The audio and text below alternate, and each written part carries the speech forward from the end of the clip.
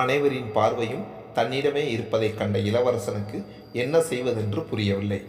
ஏதோ இப்போதுதான் எல்லோரும் நடந்ததை மறந்துவிட்டு சாதாரணமாக பேச ஆரம்பித்திருக்கிறார்கள். அதுவும் இப்போது கெட்டுவிடுமோ என்று பயந்தான். எல்லோரையும் ஒரு முறை பார்த்தான். அதிலும் இனியாவின் தாயை மட்டும் அவனால் எதிர்கொள்ளவே இயலவில்லை. திடீரென்று ஏதோ முடிவு செய்தவனாக அபியிடம் திரும்பி, இல்லடா அபி, நீ என்ன அப்படி கூப்பிட தேவையில்லை, என்னை நீ அங்கிள்னே கூப்பிடு என்றான். அபி ஏன் என்று கேட்டுக்கொண்டிருக்கும் போதே அவன் எழுந்து சென்று விட்டான். திரும்ப எல்லோரும் சகஜமாக இருக்க இயலவில்லை. நிலைமையை சகஜமாக்க எண்ணி ராஜகோபாலும் ஏதோ பேச முயற்சி செய்து தோற்றார். பின்பு அவசரமாக உண்டு முடித்து அனைவரும் கிளம்பினர். ஜோதிக்கு என்ன செய்வதென்றே தெரியாமல் குழம்பி சந்துருவிற்கு ஃபோன் செய்தாள். சொல்லுங்க அண்ணி. என்ன சந்துரு சொல்ல? நம்ம என்ன யோசிச்சோம், எதுவுமே உருப்படியாக ஐடியா கிடைக்கவே இல்லையே. என்னதான் பண்ணுறது சொல்லு. ஆமாம் அண்ணி, ஒரு ஸ்டெப்பு முன்ன வச்சா 2 ஸ்டெப்பு பின்னாடி போகுது. அண்ணன் அப்போ வீட்டில் இருந்து கிளம்பி இப்போ தான் வீட்டுக்கு வந்தார். வந்து சாப்பிடக்கூட இல்லை, பசிக்கலைன்னு அவர் ரூமுக்கு போயிட்டார். அம்மா வேற ஃபீல் பண்ணாங்கன்னு அவர்கிட்ட பேச போனால் ஒரே வார்த்தையில் போயிடு இங்கிருந்துன்னு சொல்லிட்டாரு. இதுக்கு என்னதான் முடிவுனே தெரியலையே. இதில் நம்ம 2 பேரும் என்னதான் மண்டையை உடச்சி யோசித்தாலும் ஒன்றும் பண்ண முடியாது. இனிய அண்ணி மட்டும்தான் இதில் ஏதாச்சும் பண்ணணும் என்றான் சந்துரு. என்ன சந்துரு சொல்கிற? அவளே பயங்கர டென்ஷனில் இருக்கா. ஓ, மேடம் டென்ஷனில் இருக்காங்களா? வெயிட் பண்ணுங்க, கான்ஃபரன்ஸ் கால் போடுறேன். இனியா ஃபோனை எடுத்த உடனே, சந்துரு, உங்கள் அண்ணனுக்கு என்ன அவ்வளவு கொழுப்பு? ரொம்ப தான், இதெல்லாம் ஓவர்னு சொல்லிட்டேன் என்று பொரிந்து தள்ளிவிட்டாள். இதை கேட்டுக்கொண்டிருந்த ஜோதியோ சிரிக்க ஆரம்பித்து விட்டாள். சந்துரு ஃபோனில் சிரிப்பு சத்தம் கேட்கவும் இனியா குழம்பி போய், ஹலோ ஹலோ யாரு என்றாள். அப்போது சந்துரு, நீங்கள் ஏன் அண்ணி சிரிக்கிறீங்க என்றான். ஹலோ சந்துரு, இருக்கீங்களா? நான் சிரிக்கிற சந்துரு என்றாள் இனியா.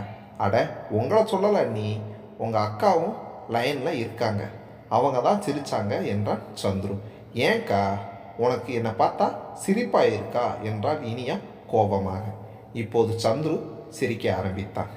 சந்துரு, சரி சரி அண்ணி, நான் சிரிக்கலை. முதல்ல உங்கள் அக்காவை ஏன் சிரிச்சாங்கன்னு கேளுங்க. ஹே இல்லடி, நீ ஃபோனை எடுத்த உடனே விலாசுன்னு விளாசுனியா, அதான் சிரிச்சிட்டேன் என்றாள் ஜோதி. ஏன் அண்ணி, உங்களுக்கு அவங்க என்னை திட்டுனா இப்படி சிரிப்பு வருதா? பார்த்துக்கிறேன். சரி, உங்கள் சண்டையை அப்புறம் வச்சுக்கோங்க. இப்போ எனக்கு எதுக்கு ஃபோன் பண்ணீங்க அதை சொல்லுங்க முதல்ல. இப்படி மாற்றி மாற்றி சிரிக்கிறதுக்கு தான் ஃபோன் பண்ணீங்களா என்றால் இனியா. ஃபஸ்ட்டு நீங்கள் கூல் ஆகுங்க அண்ணி, ஏன் இவ்வளோ டென்ஷன்? பின்ன உங்கள் அண்ணனுக்கு ஏன் அவ்வளோ திமிரு சொல்லுங்கள். அண்ணன் என்ன பண்ணார் அண்ணி? அவர் ஏன் அப்படி சொன்னார் சந்துரு? என்ன நீங்கள் இப்படி கேட்குறீங்க? அந்த சுச்சுவேஷனில் வேறு என்ன பண்ணுறது என்றான் சந்துரு. அவர் அப்படி பேசினனால மட்டும் எல்லாரும் அங்கே நார்மலாக ஆகிட்டாங்களா என்ன? இவர் ஏன் தேவையில்லாமல் பேசினாரா? அவள் ஏதோ சின்ன பொண்ணு, ஏதோ சொல்லிட்டு போகிறா, அதுக்கு இவர் ஏன் ரெஸ்பான்சிபிலிட்டி எடுத்து பதில் சொல்லணும்? எல்லோருக்கும் தெரிஞ்ச விஷயத்துக்கு நாம் ஏன் இப்படி பதில் சொல்லணும் என்றான். அண்ணி, நான் ஒன்று சொல்கிறேன், தப்பாக நினச்சிக்காதீங்க. நீங்கள் ஒரு விஷயத்தை பண்ணும்போது அது மட்டும் தப்பு இல்லை. இப்போ அண்ணன் அதையே பண்ணும்போது அது தப்பா என்றான் சந்துரு.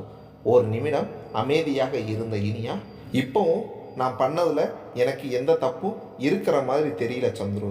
உங்கள் அண்ணன் பண்ணதையும் எதுவும் சொல்கிறதுக்கு இல்லை தான், ஆனால் எல்லோருக்கும் நாங்கள் விரும்பணுன்ற மாதிரியாச்சும் தெரியும்ல, அப்புறம் எதுக்கு நாம் அவங்களுக்கு விளக்கம் கொடுக்கணுன்றது தான் எனக்கான கேள்வி என்றாள். ஜோதி இடை புகுந்து, சரி விடுங்க, இப்போ எதுக்கு நீங்கள் ஏதோ தேவையில்லாமல் விவாதம் பண்ணிக்கிட்டு இருக்கீங்க? ப்ராப்ளம் சால்வ் பண்ண ஏதாச்சும் சொல்யூஷன் கிடைக்குதான்னு பாருங்க என்றாள் ஜோதி. நான் இப்போவே எந்த சொல்யூஷன் கூட எதிர்பார்க்கலாக்கா. இல்லை, ஏன் அக்கா இப்படி பண்ணாரு, அதுதான் எனக்கு கஷ்டமாக இருக்கு என்றாள். அதை ஒன்னால தான் சரி பண்ண முடியும்னு சந்துரு சொல்கிறாரு என்றாள் ஜோதி. நீங்கள் 2 பேரும் சேர்ந்து காமெடி பண்ணுறதுக்கு நான் தான் கிடைச்சேனா? ஏ இல்லடி, நிஜமா சந்துரு தான் இப்படி சொன்னார் அண்ணி, நிஜமாக தான் சொல்கிறேன். என்ன நீ ஏதும் பேச மாட்டீங்க? இல்லை, எல்லாம் தெரிஞ்சும் நீங்கள் இப்படி பேசினா நான் என்ன சொல்கிறது? அண்ணி, நான் சொல்கிறத கொஞ்சம் கேளுங்க. இன்னைக்கு நீங்கள் எவ்வளோ பேசுனீங்க, ஆனால் அண்ணனால் உங்களை எதுவுமே கோபமாக சொல்ல முடியலையே. ஸோ இதுதான் நம்மளோட ஸ்ட்ராங் பாயிண்ட்டு. அதனால் இந்த விஷயத்தில் நீங்கள் தான் ஏதாவது பண்ணணும். நாங்கள் யாரும் எதுவும் பண்ண முடியாது, புரிஞ்சதா என்றான். ஹே ஆமாம் சந்துரு, கரெக்ட். அப்படின்னா இவ தான் இதை சரி பண்ணணும். இளவரசன் சரியாகிட்டாலே போதும். அப்பாவுக்கு ஏற்கனவே டபுள் ஓகே. அப்புறம் எல்லாரையும் கொஞ்சம் கொஞ்சமாக சரி பண்ணிடலாம் என்றார் ஜோதி. பார்த்துக்கிறேன் அவரை என்றால் இனியா ஒரு மாதிரி குரலில். என்னடி ரொம்ப கோபமாக சொல்கிற? பின்ன என்னவா?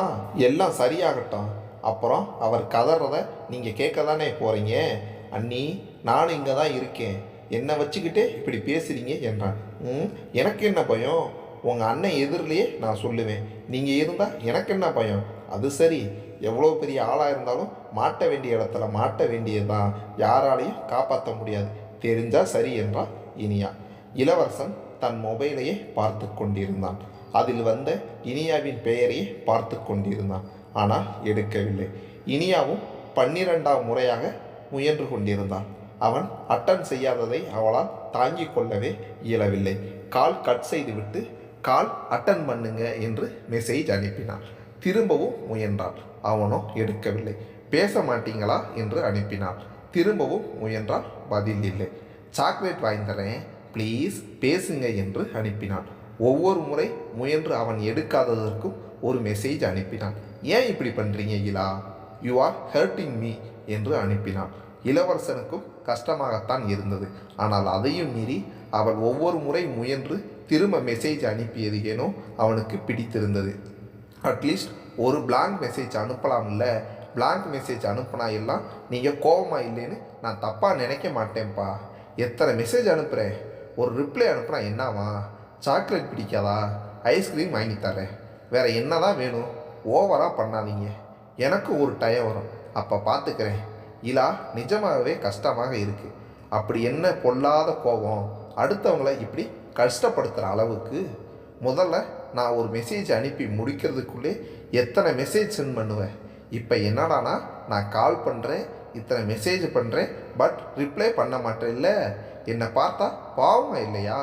எனக்கும் தெரியும் இந்த மெசேஜ் எல்லாம் பார்த்துட்டு தான் நீ இப்படி ரிப்ளை பண்ணாமல் இருக்குன்னு. நான் ஃப்யூச்சரில் இதுக்காக பழி வாங்குவேன் பாரு. இளவரசன் இதை படித்துவிட்டு வாய்விட்டே சிரித்து விட்டான். அன்று நான் அனுப்பியதைப் போல் அவளும் அனுப்புகிறாள் என்று. ஆனால் ரிப்ளை மட்டும் செய்யவில்லை. அதென்ன இவ்வளோ அடம்? This is too much. ஒழுங்காக பேசிட்டு, இல்லைனா இதுக்காக நீ ரொம்ப கஷ்டப்படுவ. கடைசியாக பொறுத்து பார்த்து விட்டு போடா ஸ்டூபிட். அறிவில்லை உனக்கு? கல்யாணம் ஆகிறதுக்கு முன்னாடியே இப்படி அள வைக்கிற. நிஜமாகவே இதுக்காக நான் உன்னை சும்மாவே விட மாட்டேன் என்று அனுப்பினான். ஆனால் எதற்குமே இளவரசனிடம் இருந்து ரிப்ளை வரவில்லை.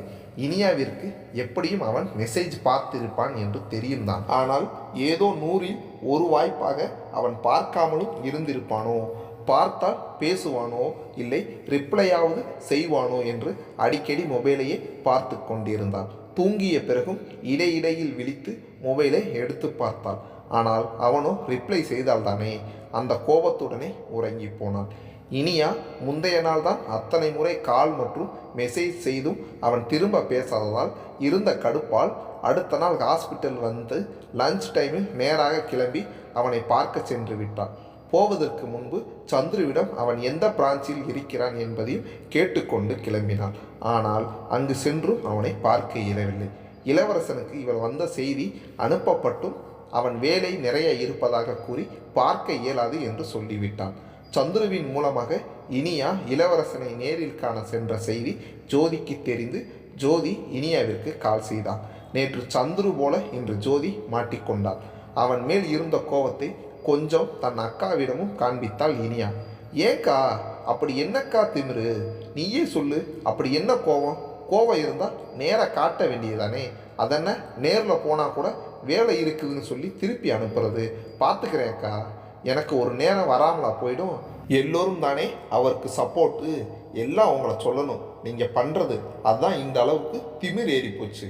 ஏன் நீங்கள் எல்லாம் போய் ஏன் இப்படி பண்ணுறான்னு கேட்கலாமில்ல என்று அவள் கோபம் தீரும் வரை கோபமாக பேசி முடித்தாள்.